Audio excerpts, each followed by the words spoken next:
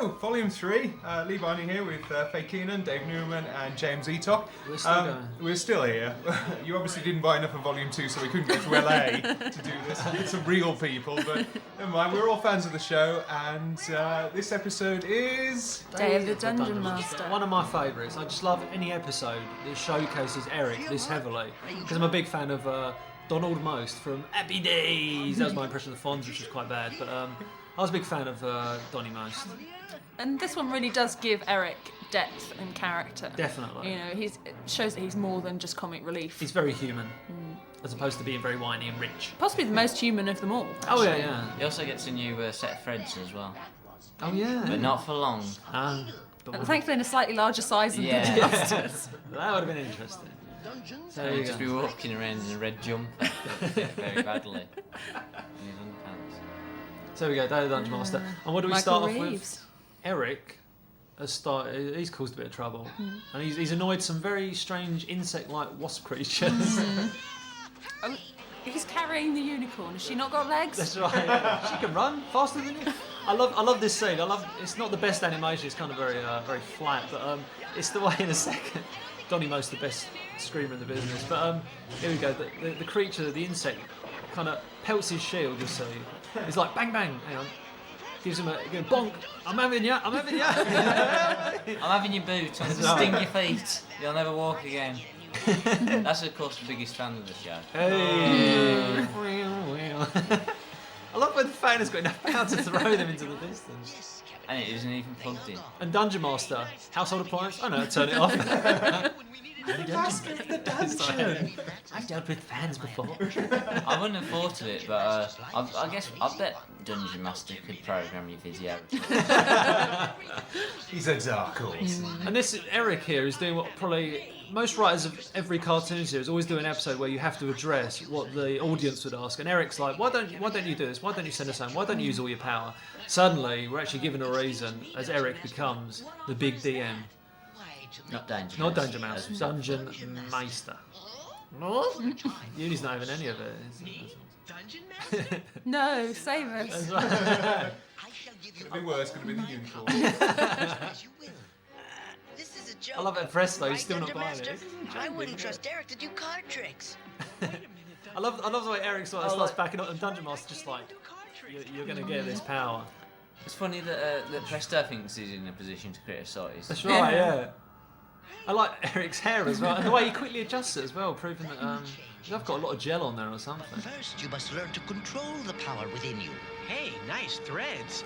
This'll be a piece of cake. Do not take your new abilities too lightly, young Dungeon Master. Very stiff animation here on Eric as he gets to walk around the ground. It's so it's just a bit of a Japanese animation trait. From a distance it is. Like boink, zonk. Here's the moral message. You must realize Very cool. that everything touches everything else.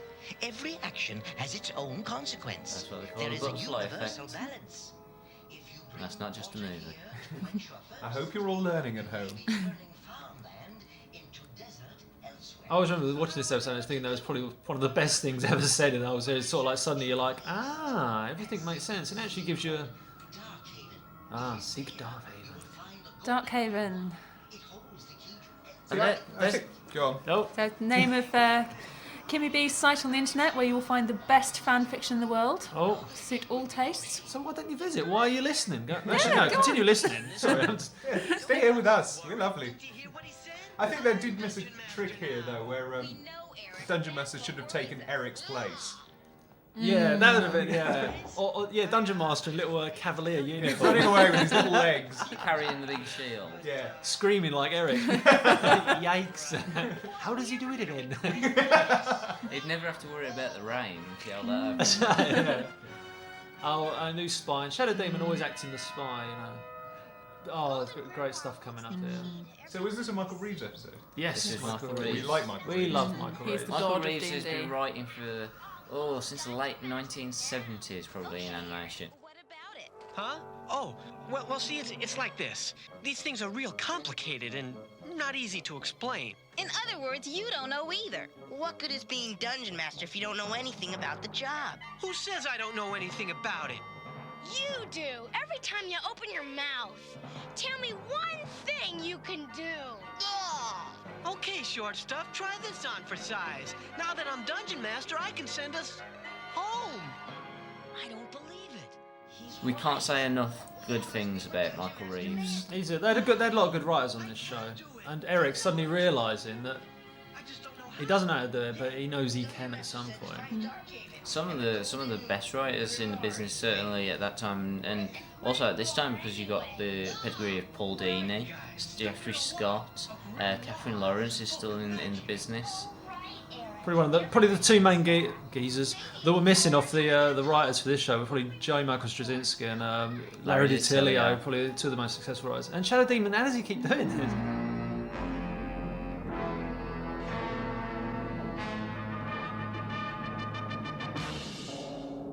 Avenger admiring a statue of Hey, himself. worked on Yeah. He-Man. That's nothing to know. And he's in a new castle. That's right, yeah. I remember the time when I had two arms. And then something happened. Where's the fan fiction about that? Oh, believe me, there is. See, he was meant to be the devil originally, wasn't he? There's- Well, of sorts. There's a lot of talk about. There's a lot of talk about, there's a lot of evil in the show, so let's watch all the watchdog groups.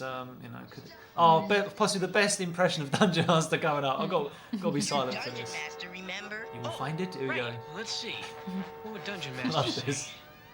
You will find it unless it finds you first. It lies a long way off, yet in truth, it is very near. How was that? Rubbish! I love how this whole scene is done very comical. Giant monster. Brrr. And it's just this casual, well, And do it's you want to the- get it? Yeah, Or- the way Bobby's like, is he leaning on his car? You take him. Sheila just watching her boys. That's It's right, the yeah. abominable snowman, which is strange because there's no snow there. You didn't give me a chance. I could have handled that furball. Okay, I'll just let him go and... No, that's okay. I mean, you have acted most wisely, Ranger.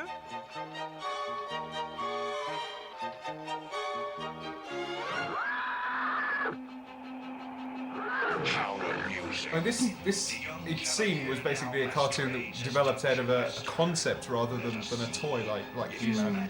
So, I think the problem was as well, a lot of Dungeons & Dragons role players who played the game weren't too keen on it because it didn't live up to their expectations of what the role-playing game was.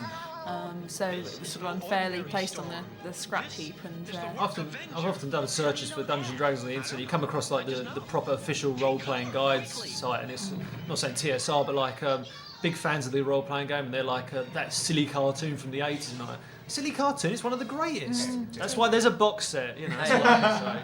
Hey, Or individual DVDs. At least it isn't that movie from the last 5 years. Oh. Whoa there, so Pickle. We vile. won't talk about the movie. How in the world did you do that? I don't think I have enough money in my bank account for any legal expenses. The boy has much power, Master. Yes, but he has little experience. His power will do. Also, in lieu of a pair of reins, Venger is holding onto his horse's mane. Rather, that's a bit unfair. tell me about Venger's horse. Venger's horse is the Nightmare, which You see what they did there? Nightmare. I only found out this about 10 minutes ago, so... which I believe is a kind of generic breed of demonic horses. It's not its particular name. It's never named in the series, but it's certainly a savage-looking beast. You do see more than one in the series. No, I think he only crops up. There's only one that Venger rides, and that's it. So I'm sure it's given like an individual name in the Last Illusion with Vala, when him and the horse disguise themselves as heroic beings to fool the town into believing that the young pupils are evil. So The only way to fly. Oh, great. Bird Brain Airlines. This'll sure beat walking.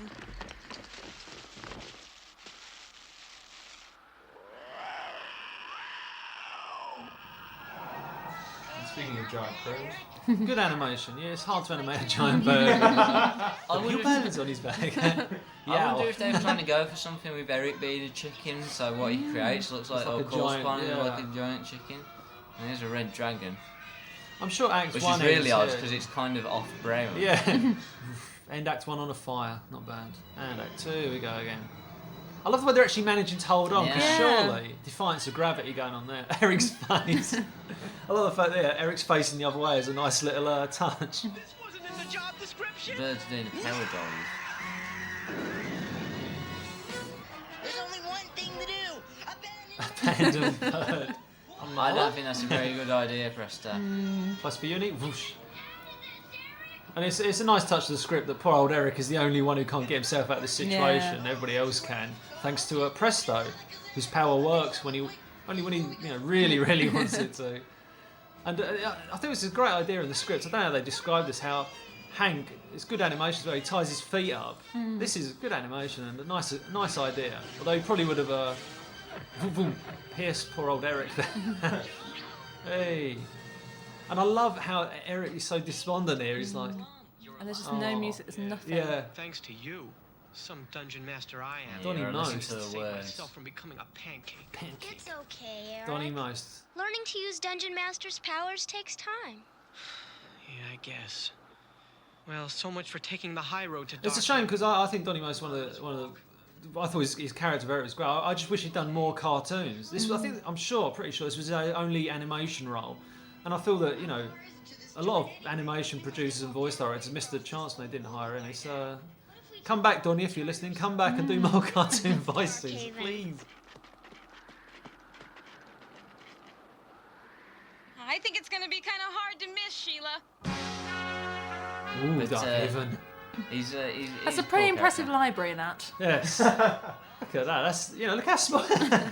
They should have made the steps like massive as well, so they had to climb them. Which they are doing there from the looks of it. I think this is where Eric starts doing a bit Dungeon Master spiel, like Wait, barbarian. barbarian. These doors cannot be broken. His Donnie voice is Most, becoming- you're the his man. voice is becoming more and more like Dungeon Master Yeah. by the minute.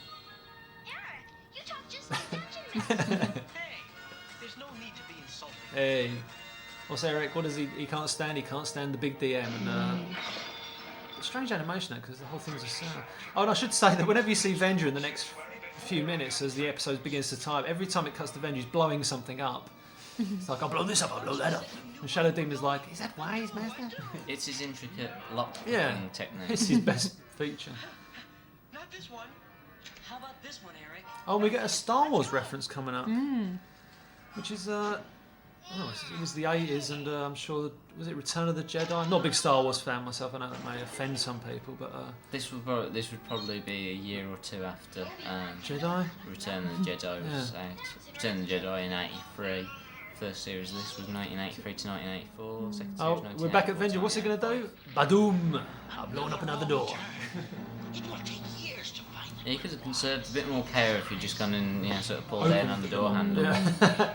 It wouldn't have been as dramatic. That horse is not happy. That's one evil-looking horse.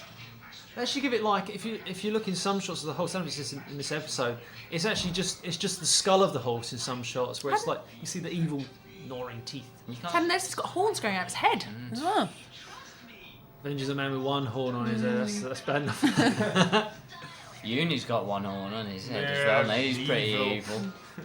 Good effects here because they were about to paint two backgrounds and done the old overlay. But upside down table here, as Dave pointed out to me last night.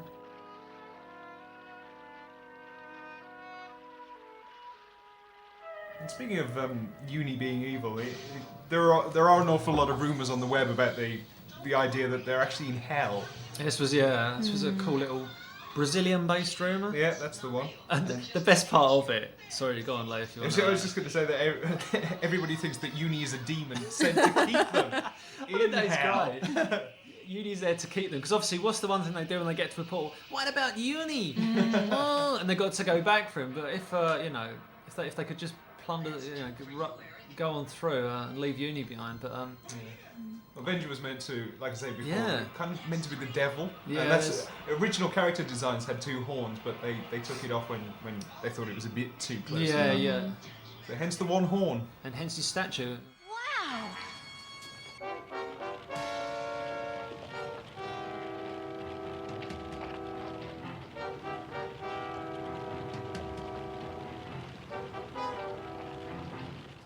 But his spell here, which goes along the lines of I can't believe I'm going to recite this.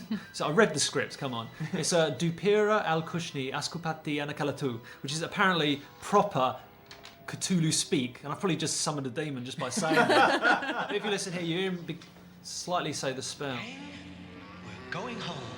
Here we go. Kopira al-Kushni. Anakalatu.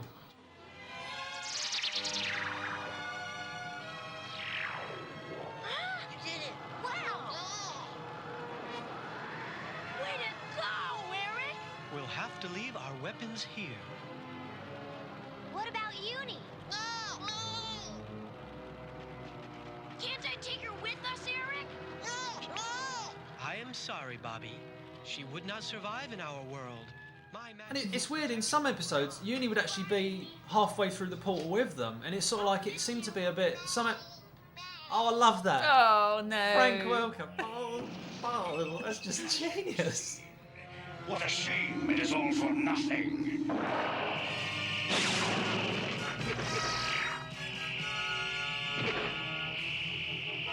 Your weapons are mine now, as is the Golden Grimoire.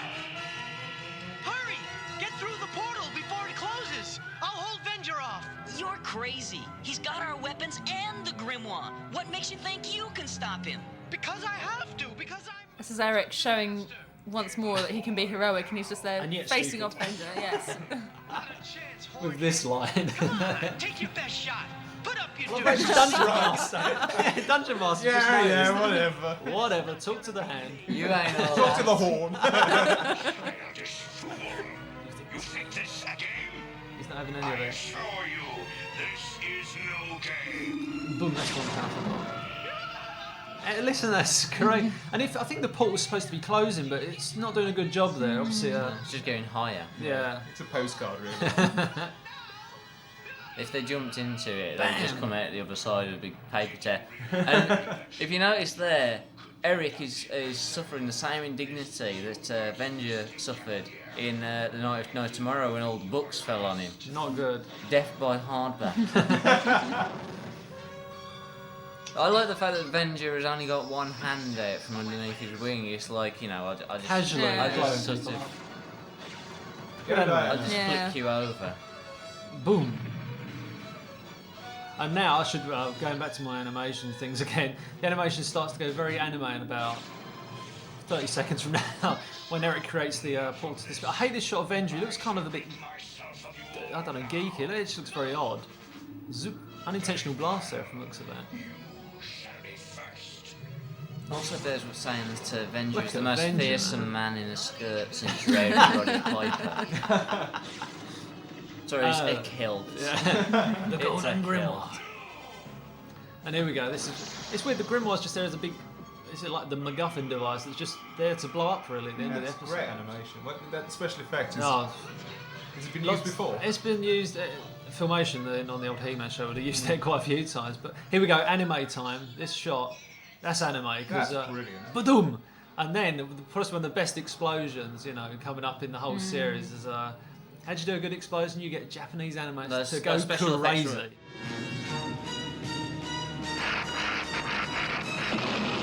Look at this. Boom, boom, A explosions. prime problem. Here we go. That's beautiful. It's the shot of Venger. I don't know. This is It's cool. just so powerful. It's like, I'm having you with my Japanese animation.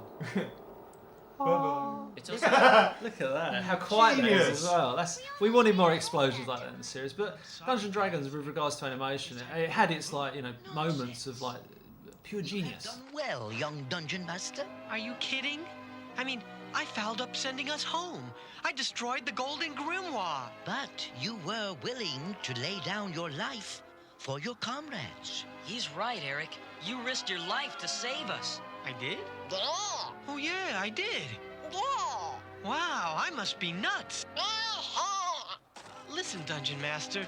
I mean, don't think this hasn't... Obviously, Eric's learned his lesson. There's one little final thing I could add. That in one of the promo artworks I saw for the show, in one of I think one of the early things from the comics, saying, "Coming next season, Dungeons and Dragons." Presto is actually in a red magician's costume, and obviously Eric there, being red would have given you some indication, but probably not. And I could have mentioned that earlier.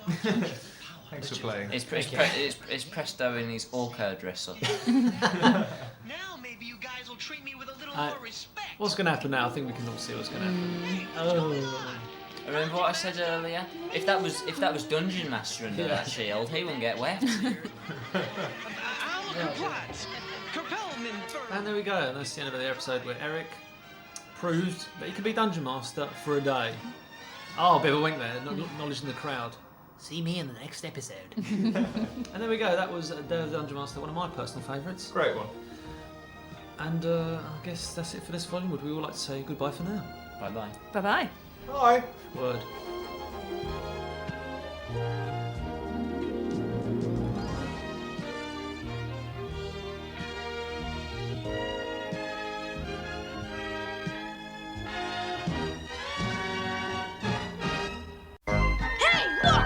Dungeons and Dragons! You're listening to KMTF4, home of the smooth grooves. Actually, no, it's Lee Barney back again for the final commentary, you'll be pleased to hear, with my friends Dave Newman. Hiya.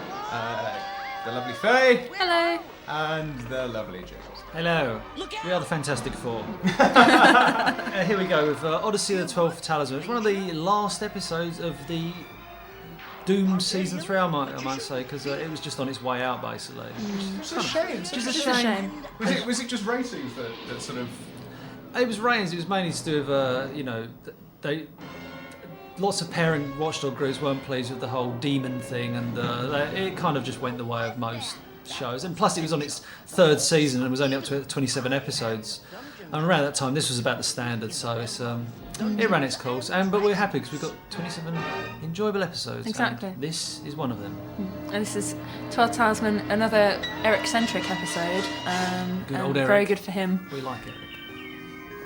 Odd music. Yeah. Very nice. Wispy and quaint, I believe, if that's the description. And Diana and Eric working together. Booga booga booga, apparently. There we go. I love the way she claps as well, boink. She's never once complained about that outfit. No. I think she I've rather never enjoys it. complained once about that. There we go. And it's Eric's plan. They're actually... I love Sheila just combing Uni's hair. Sat there chilling out, Where did the comb come Doesn't from? matter, there's only some sort of raging camels coming at you. Yeah. Also, if you saw at the end of that sort of crevice, it looks like the river ends at a certain point, so you'd think those camels would just walk round to the other side. They are camels, aren't they? They've got two strange Yeah. colours. I never thought about that. Yeah, camel, lizard, horse. things. Maybe they, instead of just spitting, they just spit fire or something. Yeah. Well, they do slobber a bit in those running shots. Look, ta-da! And the shock. Hank's kind of rather tactless. I can't believe that worked. And it's kind of weird because it's you can come up with a better idea. Look at Eric. Smug. Eric, Oh, getting all the girls, women attention. yeah. Look at all the hands all over him. He's like, I'm loving this. He likes all the attention. Actually, Where's ruffling Hank his, to the hand? but Diana ruffling his hair, look. The lore, Presto, if you... Don't touch the hair, don't touch the hair. That's why you pushed them off. This is the odd. Don't touch it. This is the really odd scene. It's like, why would he want to taunt these beasts? And what was the purpose of catching them? I think they were running away from originally, but this is a here horsey. Probably come from Eric's days as a rich kid. So what are our character backgrounds? Can you give me some of those? I don't know. It's never really explained. I mean, we can make sort of suppositions based on what we see. It's implied that Eric comes from a very wealthy family. He talks about the gardener picking him up in the golf cart and Eye of the Beholder. And that sort of thing. Limousines, yeah. Taking him, yeah. Swimming pools. Yeah. I think a lot of people have filled in the gaps for themselves, and that's almost the beauty of having 27 episodes, is it leaves you very much free to work it out for yourself where you think these people came from. That's right, yeah. It'd be nice to imagine where they're going to go on to, because I'm sorry, I always see Diana as she's going to be a world-class athlete. Heroics, Bobby. Come on! I'm never gonna find And I always see Bobby as a American footballer. I can't see him any other way. And Eric as some sort of lawyer, was you saying before, as well? Working for Daddy's company or Yeah. something like that.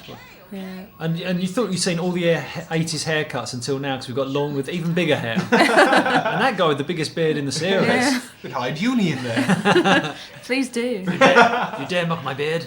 This is Gypsies, Tramps and Thieves. They're all in their carts here. It's quite an interesting cast. And they're obviously led by this Viking man, which he kind of doesn't fall into this category of cast. So this is another episode that's sort of revered by fans. Why is this one so good? It's not. Oh, I don't know about that myself. It's not one of the best episodes for me. This is my personal opinion on the right here. It's not the best episode. I do like the character thing you'll see soon between Lorne and Eric. But here we got some annoying, angry villagers. The obvious oppositional view is that with Eric being arguably the most popular character, certainly the most interesting. I like him. By developing him further and giving him a relationship with Lorne, you can enjoy the character moments they have sparring with each other. My lovely Faye, your opinion? Yeah, I mean, it's I wouldn't count it as among sort of my personal favourites, but from what you do get this lovely interaction between Eric and Lorne, and there's a line about they've been doing 6 straight hours of put downs. I love that. That's one of the best lines. It is just. It's a fun shame. to It's see. a shame we couldn't get that as deleted scenes, but. Yeah, that would be fun. But I mean, Lorne, for my liking, is a bit too much of a clone of Eric. Yeah. What we like about him is what we like about Eric. Yeah, I suppose so. We like Eric already, so. And he's although he's got a lot of things that are different to Eric, because he's got no parents, as he'll reveal in the moment. His parents have died, and he's sort of like a poor sort of kind of a vagrant type character, a drifter. Yes. And whereas Eric's got the silver spoon in his mouth. I want to say about that scene, just going back, is that they were still running away from those camel creatures, and it's now night time. So how long have they been running? That must have been some trek. You just can't be them camels. There's Uni.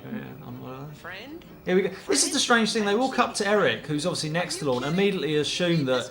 Well, they start doing this weird thing about who's your new friend, Eric. Boy, you and that weapon sure showed up at the right time. Name's Lorne. That's easy to remember. Rhymes with corn.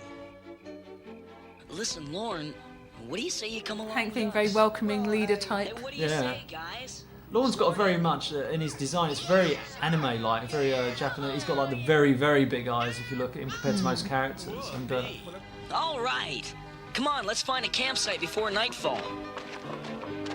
Dinah's actually white there. And also, A mistaken colouring department. I think the colours were switched on Bobby's harness Yeah. as well, so he looked.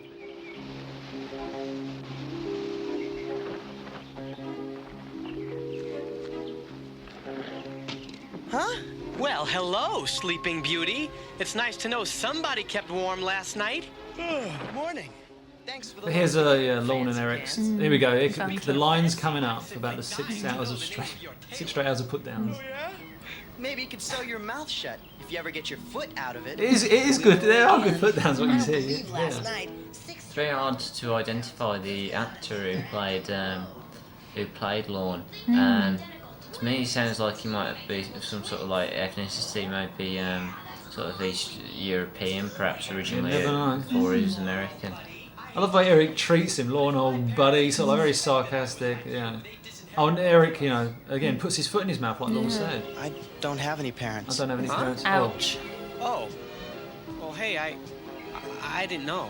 It doesn't sound sorry, but I didn't know. It's one of the rare occasions where you actually get Eric saying it. Well, not so rare, but very humbly saying, "Oh, I'm sorry." The wizard is Corlock, I believe. Is it Corlock? Yeah. We'll find out shortly. And we don't really find out a lot of that his motivation until the very end. To the very end, it almost Strange tagged on the character. scene. But, Is this another one where Avenger takes a holiday? Well, you think no, you wait. It's like a mystery. Hello, I'm free. It's very much one of those scenes. Here they go. They're actually teaming up now. So they're obviously, as much as they can't stand each other, they are best of friends really, and you'll find out as that goes on. Dungeon Master. You're doing my lunch. Yeah. Childhood bunny A and a lunch stag. break. I think Dungeon Master's walking there, very slow and paced. Somebody's treading on the back of his cloak. Get off me, Cavalier. Ranger. Calm yourself, Cavalier. You have already fulfilled the first part of your They mission. say about going to. I'm sure he mentions it. They found the Oh, what's the name of that thing he's wearing? Stone of Astra. Is it the Stone of Astra? Yeah, because sorry, I was actually thinking the Dome of Shasta, which I think was one of Eric's misinterpretations of it, or the Bone of Shasta or something like that. Will one among you find home? Only one among you will find home. Well, I wonder who that's going to be. Who's it going to let me think? Uni? No. By the use of this Could it be deadly New and Boy? dangerous weapon, your strength will be found in weakness. Destroy the talisman. I think if you're ever in any sort of position of peril, you just need to go and hang out with these kids because you'll end up doing a hell of a lot better than they know.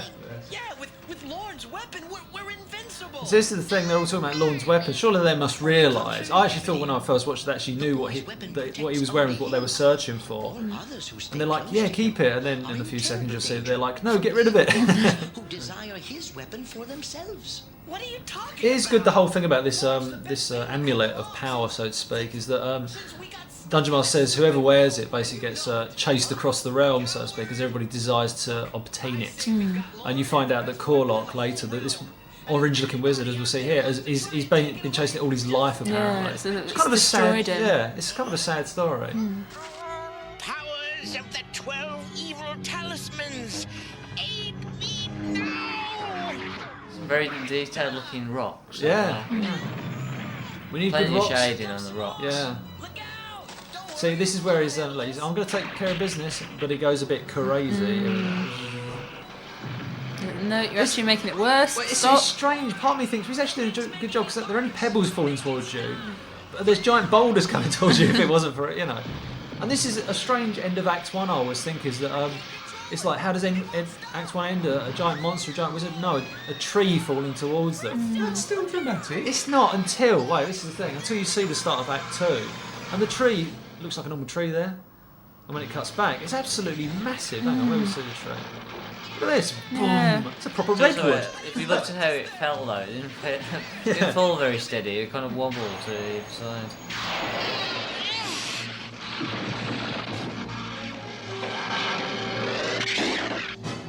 So now all the... So he looks straight Yeah. at it. Bad idea. Go on, go on. Hey. Did you see that, Eric? Your wife. See, and this is the thing. Quickly, the kids who have accepted this new boy into their thing immediately refer to him as your friend, your wise guy friend. They're very quick to abandon the one. Fickle. Yeah, very They fickle. are. And Eric, granted he doesn't like being made the scapegoat in this situation. Look, weapon is dangerous. Hank is probably a bit more understanding. He's like, get rid of it if you want to hang about with us. Get rid of it. Good shot there. Nice perspective. Dump the necklace, okay? Look, but Eric says it in his The own necklace. patronising way. Remember not Dump to the call necklace. you. Oh yeah? Well, if you need me You kind of help, think I'll remember if you'd not left to it to go. Hank, maybe Lorne would have just got rid of it and Yeah, everything would have yeah. been fine. But Eric just sort of steps in and completely ruins it all. He's an I've been antagonist. doing just that all my life, Eric. Best feature, Until I isn't got it? this Needler. weapon. It's mine and I'm keeping And this is it. where we find out a little bit about Eric's character. So another redwood behind Eric there, alright. Look at Hank there, but yeah, Oh, calm down. gets it off. Don't need none of your sympathy. See, it's almost like a lover's tiff. What am I getting at there? I don't know. Maybe I should just leave. Chemistry. Something about chemistry. There's a good chemistry between Eric Yeah. and... Like, oh, look at Eric. He's like really despondent. He's like, yeah, whatever. It's a very strange build for the wizard Corlock as well. It was that, if he was more clear in his intentions, other than why he wants the Stone of Astra, perhaps it was left ambiguous so that at the end he's redeemable. This is Once clever. again, this is- with yeah, the it's- Eric's got kind the of thing, girls oh, on you know, that. don't all Before it over gets him. dark? Who knows? But then, who Who cares, cares? right, Eric? Well, that's a little too moralistic I for think my we liking. can for a little. Oh, Hank and Sheila And moment. Eric, Well, they're next to each other? go out Yes. and bring him back. Seeing a I pattern. mean, if you want to. Yeah, well, This is good. not that I really care. It's just, not that I really cares. I love the way Donny most acts. It's like perfect as he goes off to search for Lorne. Not that he cares, of course. Horrible tracking shot there. It's all like jerks across the screen. Why is Eric going after him? See, and Bobby, audience, he's the audience. Why? Why Eric? Wouldn't admit it in a million years, Saddest Bobby, line but there. I think Eric's going after the first real friend he's found in a long, long time. And what always That's a gets me about strange that line is very strange. Is that Surely they're his friends. surely they're his friends. They've been hanging about him in the realm of the pupils of Dungeon Master all these years, and yet it's like he's the first real friend. You know, we don't care about him. Really. It's like, oh, Eric, Eric's okay. There we go. I knew it was you. I love the way they try and play this down. They're both glad to see each other, but they ain't going to admit it. And they actually, they kind of do, and they have this laughing fit in a second, don't Listen, they? if you want to come Is back there more with dancing? us, it's okay.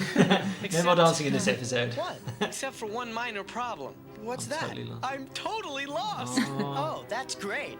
Here he goes. See, he berates him for being totally lost, but Oh, yeah? there's the payoff. Well, if I wasn't so great at getting lost, I never would have found you, would I? Hey! And they both enjoy a good giggle. Hand nearly going on the shoulder. Yes, what's going on? Arc at you. Good shot there. I like the way they've actually climbed. They're both knackered. I can't believe we climbed.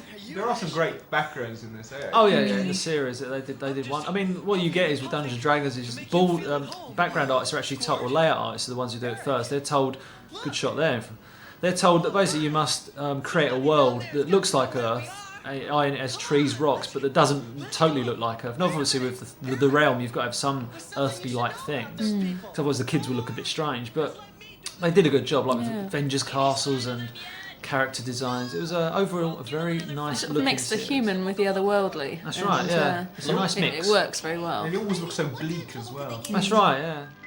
Where's your warrant? I want to see my lawyer. I want to make a phone call. The wizard has returned with one of his own kind. Wizard? Are you nuts? I'm too smart to be a wizard. I'm too smart, and he's too dumb. A nice double act.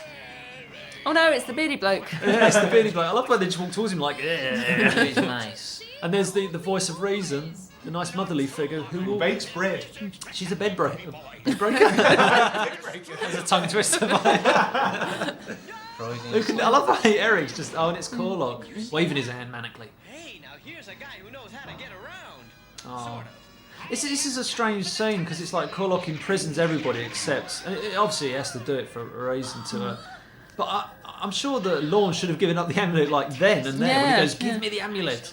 I suppose it sort of shows that he's more of a complex character like Eric is. And, he's torn between this thing he knows is powerful and doing the right thing. And with Eric, it's never really clear. There's always this conflict between, do I do the right thing or do I just run away and save myself? Save myself.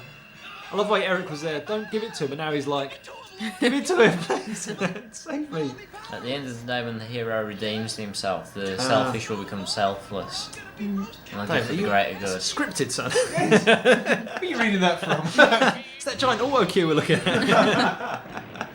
Here come the heroes. Yes. Hey. And how long do they last? Oh, there's Uni. Uni gets his own shot. Her own shot. Sorry. Still not getting this right. And then immediately imprisoned. And it's just a strange ending to this episode where obviously he gives up the amulet and it's almost like job done until someone makes a very sudden appearance. Yeah, it is very odd. It's Dungeon Master. Oh, the big DM. He's here to save the day. And you think, Well, that's they got to be it. Hey. You know? This really does strike you as the end of the episode. DM's got the thing. Here comes the moral. It's almost like it ran long and or ran short and they had to kind And they had of to stick a bit on the end. Yeah, totally agree. It's like, what should we do at the end?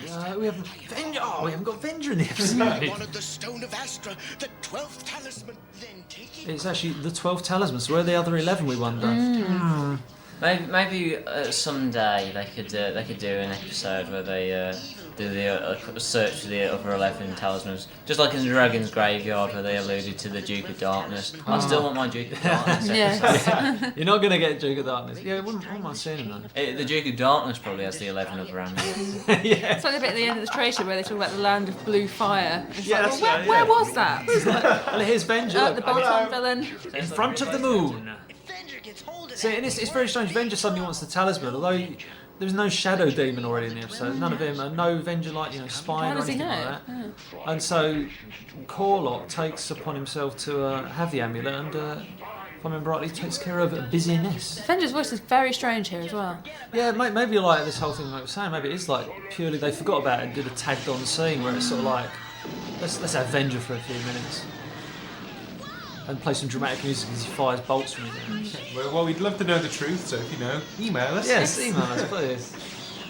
Take the talisman Take the talisman. So this is what. And run! Yeah. And get your nails cut. I like the way Corlock though. This is like the big thing for him. It's like suddenly the amulet is within his grasp, but he knows how much trouble it causes. But there's like a lot of him. What possesses him to do it? It's not his selfishness. He actually does this to save everybody else, and possibly to give himself that amount of power for just a brief second. Because as soon as he's used it, I love this. Right, was it really worth the effort, Venger? Oh, I'm not doing that again. There goes Venger. Oh. First victory of my sad life. What a sad life, what a sad man. And my last. See, this is the strange thing, he gives it up, so you think, oh, end of the episode. Nope, we've still got Lorne. Keeps going, Keeps isn't going. it? This one, there's still another scene after this, you know, Lorne adopted by the adopted gypsies. by the voice of Well, reason. I guess this is goodbye, Caviar. Caviar, the best. Oh, the hilarity. I love Caviar. Stuck with you. Could be worse.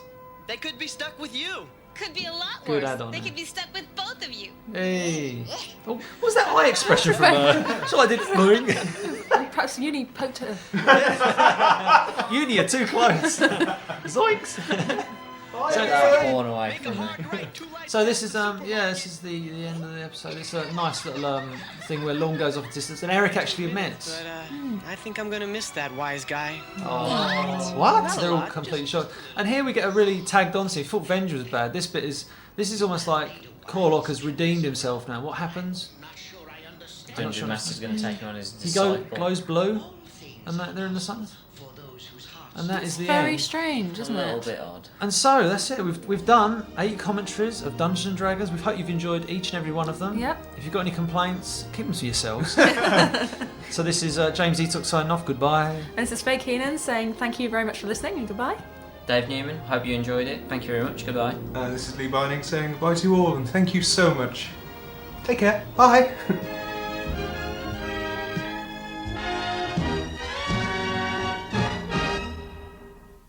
Hey, it's a Dungeons and Dragons ride. That's the TM. Trademark there. Hello again. I'm Lee Bining. This is my lovely friends here, James Eatock. Hello. Bacon and Hello. Dave Newman. Hello. And we're back for another commentary on Dungeons and Dragons. And you gotta love Dungeon Master when he just appears and says stuff like Ranger. Look at that. Check it out. Barbarian. Yes. Magician and the Thief. Cavalier. Caviar. And acrobat. Acrobat. Venger doesn't talk. That's a shame. He should have said, "Take that." And in fact, he did talk in the second season Oh, yes. intro, where he said that we're in the realm of Dungeons and Dragons. Dungeon Master, your guide in the realm of... For those of you who are wondering about the second season opening, we're probably going to a couple of letters on that. For some reason, every single one, all the masters now, have been re-put with the season 1 opening sequence. So, sorry about that. Yes, but you'll enjoy it because you've seen that intro loads of times. You've seen it again. But one day we'll find the elusive second Yes. season intro. I'm sure someone must have it Well, we somewhere. got the storyboards on the DVD somewhere. Yes, so you can look Check at them those. out. Check them out now. No, This this is nice. this is widely believed to be the best Dungeons and Dragons This is episode. it's definitely definitely. You talk to any fan and they will cite this among their top The 5, dragons. if not the best, because it just shows so many different sides of so many characters, and it mixes sort of tension and action in such a convincing way. and you got a very controversial twist in the tale at the end. Yes.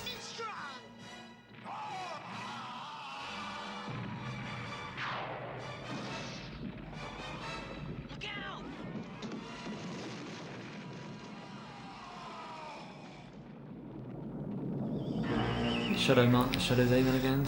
Kind of Too tall for lurking. a start. So what was the point of the Shadow Demon? He's Just a spy. He was just you know, like- he's sidekick and spawn. Yeah. with the This is. little, I always thought this is such a cool scene. You think lurk in the shadows. they're gonna make it, and they look so happy. And Hank, Yeah. he's not the happiest of bunnies. He's not. This episode This is basically all about Hank. This is Hank. It's like Hank. He can't stand no more. Basically. Just finally loses it. But I love the music. Like, look at Eric's joy. we're going home. Look, Uni's little trotting there. See, Uni's obviously going back with him in this scene. But, Yeah. but here we go. They go in there. Look how close they are. The camera, great camera work.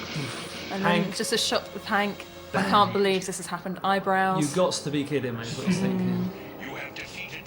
And Venger, I think it's kind of, is it this one? He goes, Venger's gone crazy. It's like, Venger's the last bloke you want to see when you're that close to a portal. And when you're in a valley like that.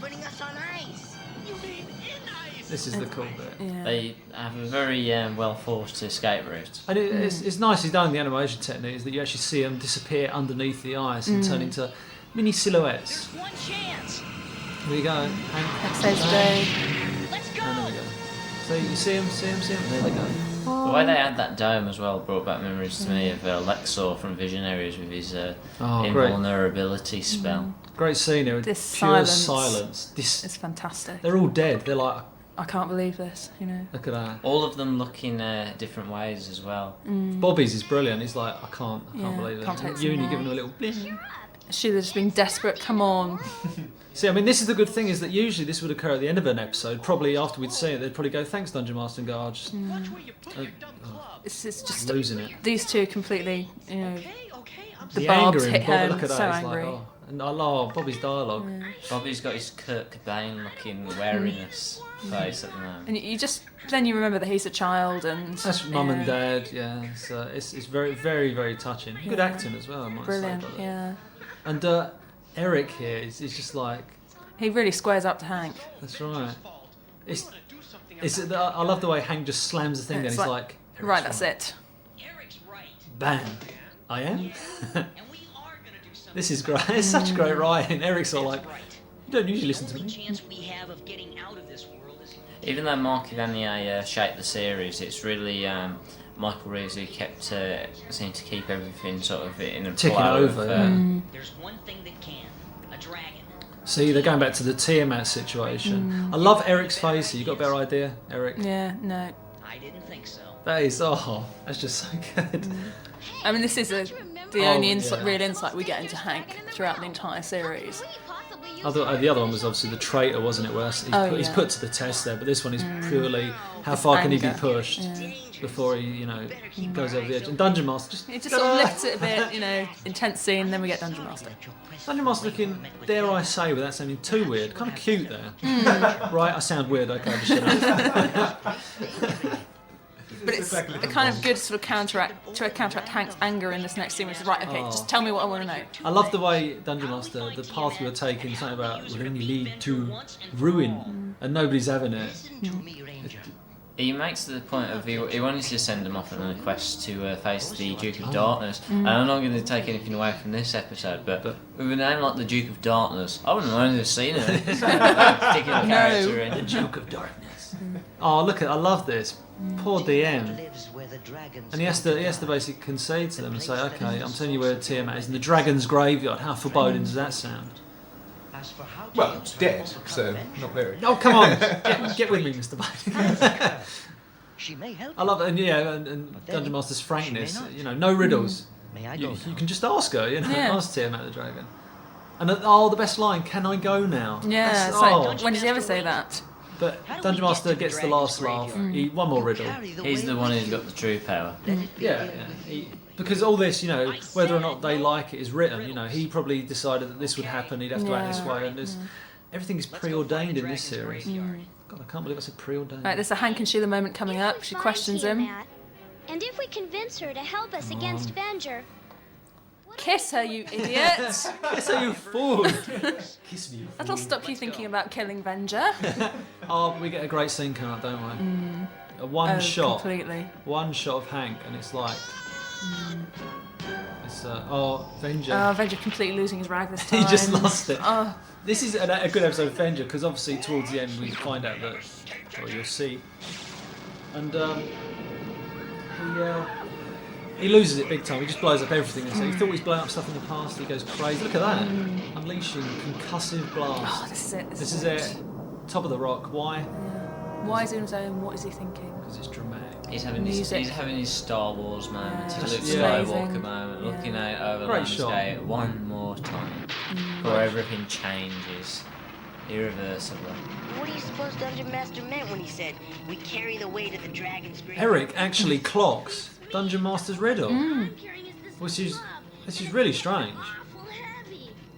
I'm sure. I it's believe Eric. on occasion Eric went as far as getting a notepad out to take down this riddle. Yes, he did. Yeah, in the Valley of the Unicorns. And still gets it wrong. It's worth a shot. So, I gather the animation was done overseas. Yeah, it was the same studio that did Transformers and G.I. Joe and lots of other, Spider-Man, His Amazing Friends, Spider-Man, Incredible Hulk. It's a good animation studio, and it was obviously I believe it was in the period where work was still being shipped out to even Disney now ship their work out to Japan and Korea. Korea is cheaper of the two places, I believe. Japan is more expensive, but this was still in a period where they would send work out to Japan. There was a proliferation of cartoons in the late 1980s, probably post 1987. A lot of them produced by the company Deke, which had sort of cheaper looking animation. This was. You can't say that. He just did. Right, this is for all the uni haters out here. Yeah. This next bit. Oh, you got love it. No. She gets comeuppance in this. No, this is wrong. Go on! Hooray! I love you, Uni.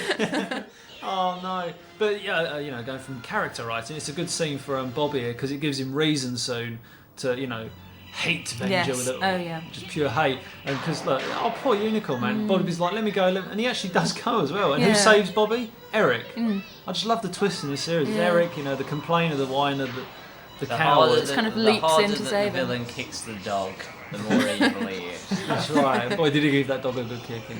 So the way he's this boy, so this is trouble. This is wrong. Hank saving the day there. Actually giving a bit of reverb on his arrow there as it bounced back. Here we go. Nightmare with the really strange looking septum as well. The cavern, the roof cavern, just doesn't look like rock collapsing. No. It just looks like. It looks like a canvas. Yeah. And I think that's where the act break was supposed to be. It's an interesting scene, the calm. And he draws his bow to illuminate the cave. It's nicely lit as well, this shot. Sorry, I'm going from the animation views again. So is it dead? Sadly not. Oh, don't be horrid. Very much alive still. I'm sorry. Oh, Bobby, man, cheer up, son. Feel sorry for me. I suppose it is like boy and pet dog, isn't it? Taking responsibility and a lot more annoying. A point about I gather this was done in Korea. There were the storyboards sent over for animation. There was an episode where you saw, I think it was Bobby's bedroom, and you saw a poster on there that came back as alter space because the Koreans couldn't read the writing and it was meant to be outer space. Oh, cool. Dragon's graveyard. Wait, we're not done for it yet. We can still use our weapons to find it. That's right. And Dungeon Master said to let it begin with me. I think that was in City of the Edge of Midnight, actually. There's a shot of little Jimmy Whittaker getting sucked under the bed. That used to frighten me as a child. That was quite scary, son. Hey, watch it! It's getting bigger. What do I do? I don't know, but you better do it soon. And here we go. This is always a strange scene when they take the chance that this will get them to the Dragon's Graveyard, and Bobby is obviously the last one to do it. But how does he do it? By he thinks it's threatening the uni, so he's like, rah! And it actually works in their favour because it transports them to the Dragon's Graveyard, and you get Venger. Here we go, blowing up things. And you find they've gone again. There's a great Donny Most again screaming for I was supposed to say for England, but for America. As he lands, you hear him screaming, even though he's on the ground. He's like, oh, he kind of fades out. Here we go. No, land, you fool, land. Nobody said that Eric didn't exaggerate things. Here you go. Very cool. This is a nice panoramic shot. Very cool looking Dragon's Graveyard. But the weird thing is, are they on another? As a kid, I always thought they were on like another planet in outer space. That was my thing. But obviously, they must be still in the realm at a later time, or in between dimensions. It's never. It'd be cool if it was explained where they are. There has been a lot of discussion about it. Whether it's on one of the realm's moons or. Yeah. So it does look like they're on the surface of another planet. It's because of the outer space thing. When you're given that, you're like, I've never seen that kind of sky in Dungeons and Dragons. And obviously, these warriors weren't human. If I might be bold to say. They look like lizard men. They do, Yeah, don't they they? actually, yeah. One's for lizard The men. bony carcasses of Which may explain why Avenger controls them. This is where our weapons came from. Yeah. Oh, sorry. Sheila just said this is where our weapons came from, but there's also the Hall of Bones where they go to recharge and pair up their weapons. There's a few little inconsistencies, but Maybe they had a marching band? good gag there, the marching band. And Presto's odd line followed up a few seconds later. I guess maybe they didn't. It's kind of strange. Yeah, it's sort of like gag's over with, and he comes back. Maybe they didn't. It's sort of like, yeah, but that was. Oh, classic Eric. Yeah, I love this. I didn't hear that either. And which dragon is this? I wonder. 2, 4, 6, 8, 10. 5-headed Tiamat. Frank Welker doing his very straining voice, one of his many vocal talents, as the female Tiamat. And then we get to see what the other 5 heads, I guess, shoot out. And, that one appeared to be like ash, almost like volcanic ash that seemingly melted it. This is a kind of shocking moment. Yeah. Hey, what's going on here? It's kind of weird because with Eric, you can't actually power up his shield. You can only, obviously have to do the rebound of the thing, but you can't really express how powerful. So what's the history between Tiamat and Venger? It's not really explained. It's just that he's one's 5-headed dragon and one's Venger, and Venger's scared of her. Yeah. Her. I nearly did it. This is interesting because you think, they're going to get killed by Tiamat. And yet she sort of like, she just listens to them as soon as they mention Venger. That sort of convinced me that she's not an entirely evil character. She kind of hovers on the verge between good and evil. Tiamat's like a third-party villain. Dungeon Master said you might help us defeat him. Yeah, only you can destroy him. In the dragon's graveyard, your weapons are stronger than... Here we go with Venger. Cool, that's one of the best lines. Venger. Presto. Oh yeah. Oops.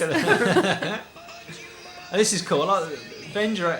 Venger, what am I doing? Tiamat actually goes to get Venger for the kids, so they can take care of business. Yeah. What do we do now? Wait. This is this kind of moment with Hank and Bobby. this- You shouldn't be so angry. A boy your age shouldn't have so I'm much. worried about you. No kid your age should hate anybody this much. And this is ironic, Oh. obviously, because of what Hank nearly goes on to Worry do. about me. Worry about There's a lot of nice times with this story. Here we go, Avengers. That castle actually looks a lot like Don Bluth used to do video games in the 80s and did stuff called Dragon's Lair. That's just like Sinji's castle. That's a really off-key thing I've just suddenly thought of. And here we go, Venger's latest castle is wrecked. Again. Doesn't take much. I've only been here a week. That's probably why he goes through. That's right, In the final episode of the series, he's chased by a load of leases. You owe us all this money, Venger. So here we go, Venger taken care of. And I like the way Venger suddenly just finds himself, in the Dragon's Graveyard and the kids are just waiting for him. This is good. Yeah. Very real kind of thing. And it's the head tilt as well. It's good because obviously the writer here had a chance just to say, right, what other weapons can I do? And this was a good one, the net, which obviously you think this doesn't feel much of a weapon. And it turns out later it's not a weapon. Here we go, Venger back. Where am I? Here we are. Games afoot. You. Makes me wonder whether previous Dungeoneers or whatever would be the term for the group might have used those weapons before. Great line from Presto. We're already standing up. I never really bought these creatures to be really threatening. I think the fact their weapons are really cool is that it's only threat. Look at Hank's hair there. Oh yes. Proper 80s. Bouncing away. Yeah. Like he just stepped out of a salon. Those bags of bones will be pushovers. Here we go. Sure? Diana being very cocky here, there'll be pushovers. Haven't had a bite to eat in weeks. Aha, there we go. Oh dear, you got time. A magic whip, and there was me thinking it was a magic baton. This is I think that's a really cool weapon, a whirlwind. And yeah, I'm going to make myself invisible. And drops the unicorn as well. Wait, stop it. Look at, great Oh no, acting. we've got to save Sheila again. Bobby, I love it when he goes nuts with his just whoosh, pelts the ground and it begins. Skeleton instantly turns grey or brown as soon as it's broken up. This is it. The kids get back. If you notice, the background move that wasn't supposed to happen. Is it samurai eyebrows that are the sort of anime technique? Yeah, that's right. Yeah, it's something Patrick mentioned on his website, talking about the samurai eyebrows in this episode, how powerful they are. There's certain distinct things that the anime artists do. They did it more with Transformers. You get specifics. You go, anime style. But here we go. It's happening. Look at Hank just walking towards him, blasting him. He's just treading the path between good and evil now, completely. Oh, I just love the way Hank goes crazy on Avenger. He may not know karate, but he knows crazy. Here we go. Those wings are really expressive. Yeah. This is such a cool scene. It's like the kids know that they've got him. Yeah. Presto comes along with the magic globes. Binding. In the end, it's just music. All down the to music, Hank, the atmosphere. This is genius. It is. It's just Hank. Fantastic. Oh, those eyebrows. Look, hover. Good or evil. What am I going to do? Oh, Eric. It's up to you, Hank. Tension. It's so good. Venger's face. I'm going to buy it. Yeah, I'm gone. This is it. You think, oh my goodness, he's actually Sheena done can't it. watch. What's going to happen? Presto has to squint. Oh. What's going to happen? Hank spared him. It's just such a good scene. It's the way Venger falls, defeated, and Hank. Because if he did what Venger would do, he would be more close to becoming like Venger. No better than you are. No better than you are. Willie Almost just does such a fantastic job here. Venger? I didn't do it for you. I did it for us. And it's about, and the way Dungeon Master just appears suddenly is quite nice. Cause it obviously ties into Venger in a few seconds, as many of the fan community now. Oh, I like Uni giving up. Oh, he's all cured. Oh, no unicorn kebab she tonight. Is cured. What am I doing? Sorry. Uni, all right. That's very cute. The way they mirror Look each at other. Dungeon Master just. He's got the pat. Oh, here we go. Here we go. Key line. My son. What can that be? What can that mean? And we never know. You never know, but there's this whole thing. If everybody on the fan community knows, Requiem script, Michael Reeves wrote it. What happens now? Venger turns out to be the big DM's son, and also making Karina maybe his daughter from Citadel of Shadow. Very, very good point. Very odd shot there. Tiamat looking across. It's Fantastic. over. Great, probably the best episode of Dungeons and Dragons, and we just so much light and shade. Hooray! Thank you. I'd like to thank my mother. Anyway, that was us. Many great more episodes. All credit to those actors. Voice actors, animators, fantastic. directors, all on form. Job done. Classic episode. Goodbye from us. Bye for now. Goodbye. Goodbye. Bye.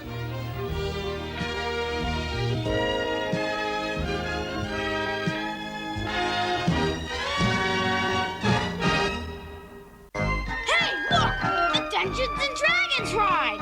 Hello again, and welcome to the latest commentary from our lovely people, Faye Keenan, David Newman, James Eatock, and myself. We're here to make sure that the next 25 minutes go like 150 seconds. That's not going to happen. So here we are on the intro once again with the cast of Dungeons and Dragons, Tiamat. Establishing our cast of characters. I always thought it was a bit of an insult to poor old Sheila being called the Thief, which... For years I didn't realise that was what she was called, actually. It's not actually particularly clear on this intro. She's just got a nice coat. That's right.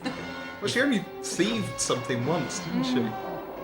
She could disappear a lot. It wasn't really useful in battle, but... I actually thought she was called the Feet, perhaps. Like Jesse Ventura is the body. Dungeons and Dragons! And the episode we're going to look at now is the Dungeon at the Heart of Dawn. One of my favourites. The Independence Day, the Pitch Black, the mega horror movie of Dungeons and Dragons Possibly episodes. one of the darkest.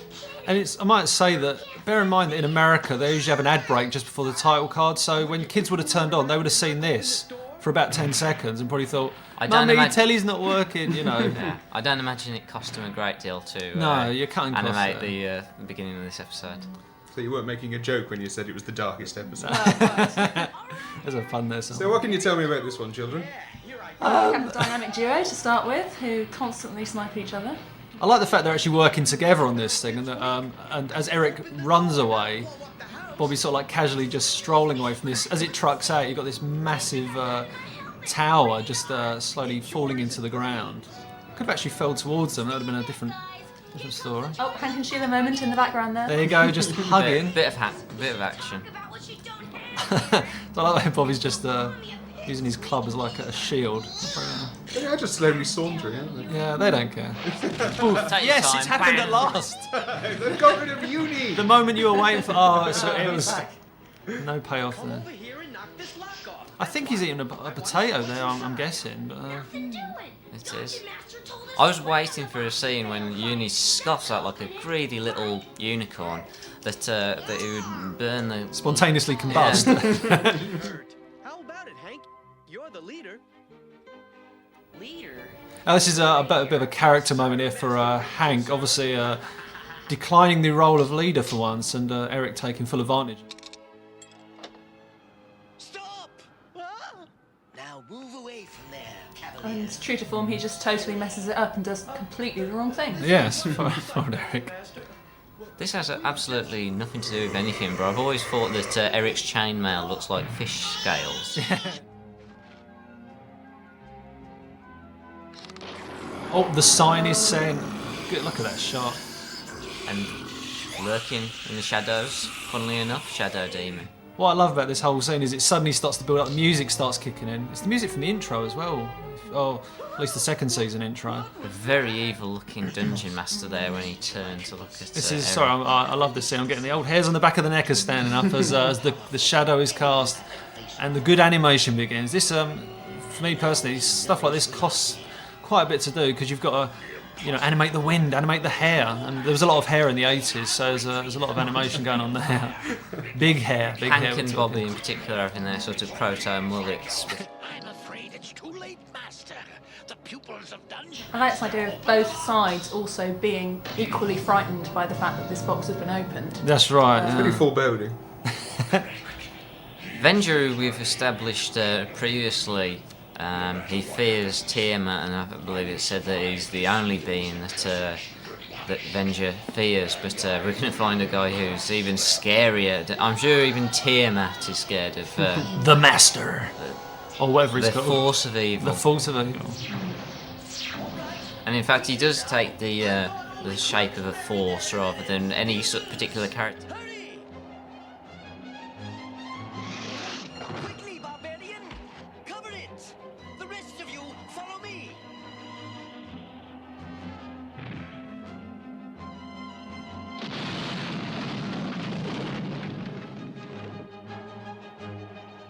Hold it right there, Captain Shortness. Not you, the other one. This stupid safari's not taking another step. It may have been worth them perhaps not doing a face for the Force of Evil. Totally unimaginable.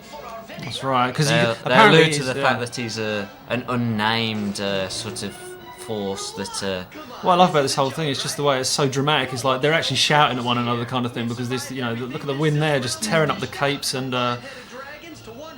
they go through everything they've tackled in the realm, and they're not afraid of anything basically. But even Dungeon Master here turns, and we get a nice truck out, and he looks a bit nervous. A misplaced wisecrack from Bobby. I don't think we really need to know. Uh-oh. I think by this point they are pretty seasoned adventurers. Oh yeah, definitely. They don't realise the full implications of this until this point. At this point, when you see when trees burn when they're not even touched, that's not a good sign. And I think this kind of rocky structure was used in the season 2 opening when they're fighting on the landscape kind of thing. Going from memory here, of course. Here we go, and here we go. Master, he calls him. And they're in the classic thing amongst the Dungeons & Dragons community, the Michael Reeves Requiem script, the final episode. It mentions that Venger left Dungeon Master to sign up, as it were, with a new evil master. And I believe this is the guy this is the man, this is the big boss, as it were, who gave Venger his pay. I've not failed, you failed. I particularly like there how the shot trucked out, and then as we knew something bad was going to happen to Venger, it went straight back to and look, apparently, Venger's no more. He's gone. But we know that's not the case. Well, if Poor it did. Presto, still trying his best. Yeah. The world's about to end. He's pulling He's loudspeakers out his hands. Foghorn there. And a Hoover attachment as well. To survival in the Amazon? I think my stupid hat needs a tune-up. Hey, first smart thing you said all week. Dungeon Master, is that? Yes. Oh, here we go. I love the way Dungeon... this is an entrance. This is how you make an entrance. Boom, you topple a mountain, you know. Eric. You gotta be kidding. I'm just looking at how they're constantly using the cloud backgrounds and everything's travelling past. Complicated. It may have been doing as did on an earlier series called Black Star in the intro. They used film stock film footage, yeah. and manipulated it. It would have added a strange atmosphere to this episode. I think they did a good job though. What I like about it is Dungeon Master, I'm sure, says the line about... Here it comes. Thank you. Yes. Transporting us all such a distance. All such a distance, and yet the thing's right next to him in about the space of 2 seconds, indicating that this thing's not a pushover, that. And Eric falls, as always. And lands. He's also doing his Tarzan yell as I love Donnie Most does the best yells in the series. He just has the most amazing comic timing. That's right, yeah. Things chased us all the way around the realm. Where else can we run? And this is, it's looking foreboding. We will run no further. Let it end here. Let it end here. That's not good. One way. And I love this. There's a great shot of Eric coming up where he's completely backlit and he points towards the evil spirit coming towards them. This is it. Barbecue City. That's good stuff, man. Like that. It's my fault, right? That's right. Not telling him to hush. Yeah. So many episodes that we see Dungeon Master come up and he'll spare some riddle and then he'll leave them to it. But you can tell this is a major episode. It's really important because he's staying with them and he's got to protect them. I just think all the shots in this are really cool, like the wind like flying past them. Two-tone shading, never a bad thing. Look at that. What are they going to do? My Dungeon Master using the power of the weapons once again. I don't like his eyes, they sort of like drift across, so like, whoa, there, left, right, left, right. So we're going to merchandise a clock. I like this, Dungeon Master says, you must not look upon its face, indicating that something terrible is going to happen. I'm not sure if nobody looked at his face. It's obviously Eric who looks, which is, that's... It's a bit rubbish. Yeah. Don't look, Eric. And I like the fact, clear sky above, which is a nice job. And I'm not impressed with his face. Yeah, as I alluded to earlier, the pig nose, green face, blue lips. Meh. They should have just left him as a mysterious ball of fire. That's right, yeah. I love that shot. If you don't get much wider expanse of space than that. That's very expositional. Dungeon Master, look at the sideburns, flying in the air. He's using all his power here. But I just love this. Boom. There they go. And that is a great. That's how you end Act 1 on the death of the stars of the show. You kill everybody. You could wipe out the series. It should have just ended and said, "Right, kids, that's the end." But here we come back with Act 2. Whew. Oh, thank Was God it all that- just a dream? Now I've got to say, from the beginning of Act 2, I always find it's slightly disappointing that Act 1 is so very, very good, and Act 2, while still good, is nowhere near as good as Act 1. You can't beat Act 1. No, so yeah. It's sort of like, and now it begins like less off the children one by one kind of thing. It's like one's here, one's there, and it's a case of getting Dungeon Master's power back. So it becomes a pretty simple piece of writing. I just I could have written it better. I just saw Hank trying to draw back the string on the bow. You would have imagined with it not actually having a string and having some sort of light ray. You would have imagined on the first time that he'd noticed that his finger weren't working. Yeah. Still good at the second try. I actually think Good catch by Eric. Eric's nicely concerned here for Dungeon Master, who he usually berates for being the Riddler. Not the DC character, of course, but for Batman. But it's like he's actually genuinely concerned for poor little disappearing Dungeon Master. To transport us here to the underworld. He usually berates the little riddle man, but here he's actually... are you okay, little Dungeon Master? Yeah, there's not an awful lot of continuity within this series, but you can see individual characters just developing, and Eric is certainly one of the ones who begins to lose a slightly whingy air about himself and actually starts to save members of the gang and to not think himself all the time. I do love that whingy air, though, I've got to admit. It's also worth saying that Donnie Most, who plays Eric, and Sidney Miller, who play Dungeon Master, are real scenery-chewing thesps. So they probably made the most of their sort of banter, and they're really going for like a strained love-hate relationship between the two. And it works. It's just such a good dynamic. Here we go with Hank taking. Obviously, he let his friends down by letting Eric open the box, losing his role of leadership, and now he's like, "You do this, you do that. Oh look, strong and heroic."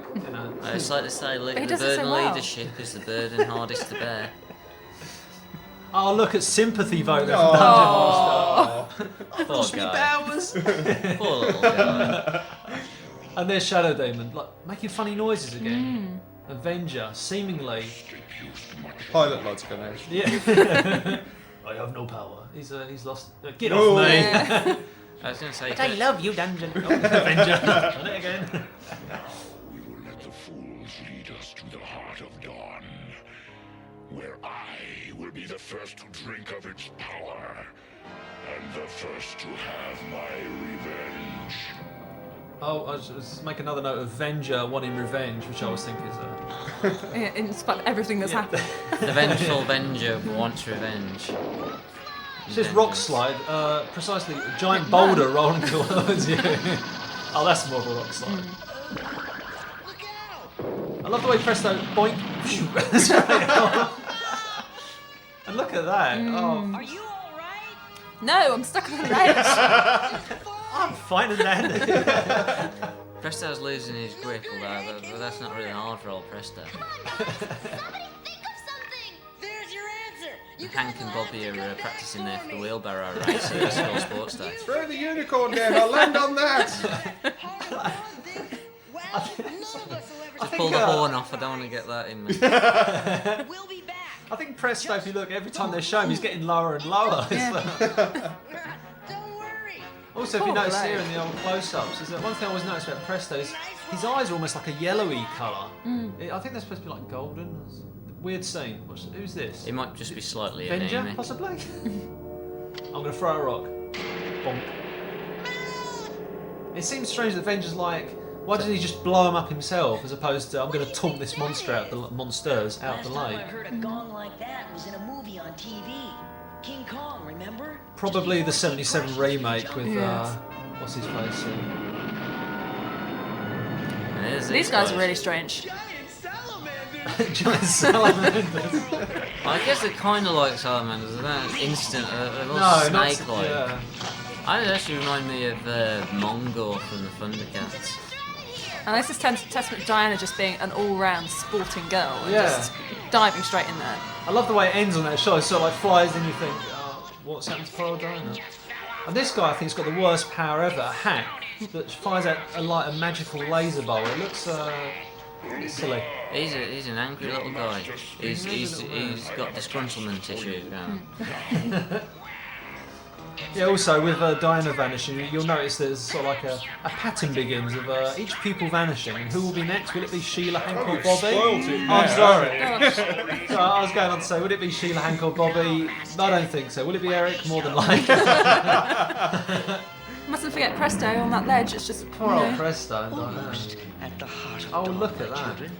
they're just so tired. Look The at them. entrance And lies that's a lot of stairs. But first, we must get past the You guardian. can tell Venger though he's not working his full faculties because I mean of all the people he could go to, he goes to that disgruntled little orc. Orc, yeah. Orc with the evil hat.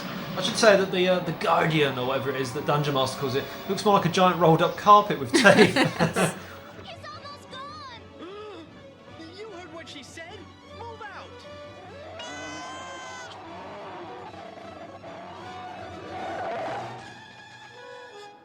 There, my children. The heart of dawn. Stop them!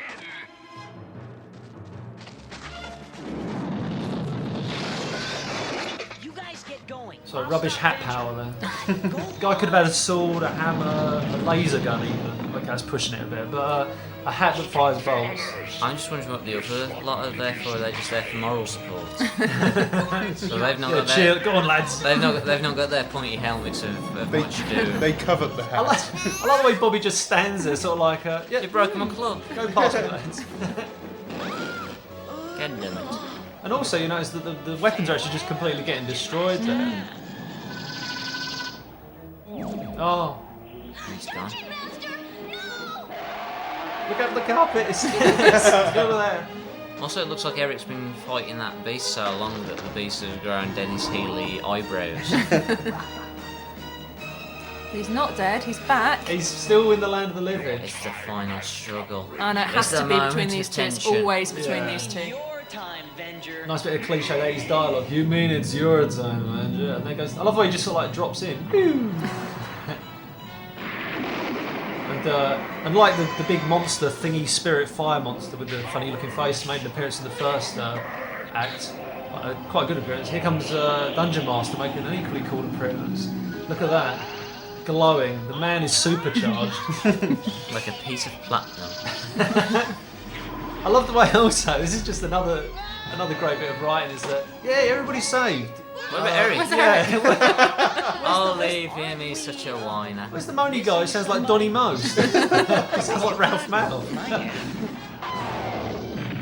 Oh, and I like a nice little reference there Wow. to heaven. I guess this Depending is on your what belief, heaven's Eric like. actually goes to. And then you hear Venger, and it's Uh-oh. a draw in heaven. Eric ain't going there. Oh. And I think the music here, if you listen, it goes quite comical for a standoff. You have won I nothing. barely heard it. We are doomed. It's slightly goofy. It is a cursed Happy underworld. music. Whose name cannot Whose name cannot be be spoken. We have to wonder what the names they were choosing were. I like to think of the monster as John. It's quite simply John the Conqueror, as he goes through various universes, destroying planets and civilizations. Must be something in Latin. We shall face him with Yeah, nobody can say that. including yours, Venger. And here we get a nice little team up at the end of the episode. Dungeon Master's like, okay, a very rare team up in that. It does have echoes of, Requiem, doesn't it? Ah, yes, of May course. be attacked the very instant we return. There you That go. is, those of us who are not afraid. Taunting Avenger there. Oh, shut up, Dad. Give it a rest, pal. Prepare yourselves, my children. And this is, I always go on about this ending I like so much, is that they go back to the realm above. And it's a nice, blue sky and green field. Thank goodness. And the music. Nice pleasant music. You think everything is A-OK in the realm. Nothing really happened, it's all forgotten. But they'll carry on fighting against evil. Oh yeah, they'll still go on. Avenger will continue to dedicate himself, the fool, to evil. But here we go with, I think, possibly, it might take a while to get to, so I'm going to string this out, but probably one of the best final shots. As the Act 1 was so good, Act 2, mediocre, but with a great final ending, where everything's okay, but as it trucks out, you'll see that there's not much left of the realm, merely a...